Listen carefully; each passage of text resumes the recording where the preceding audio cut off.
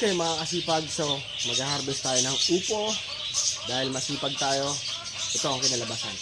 Tara, makan nyo ako. Dalawang sardinas, konting manok o kaya baboy. Ayan, piswa, ay Diyos ko. At 1 linggong upo. Kaya mahilig po ako magpo at upo.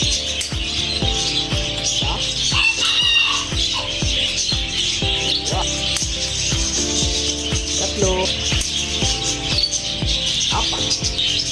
Apat na upo ang na-harvest natin ngayon. Dahil masipag tayo, na-harvest tayo. Magtanim na rin kayo.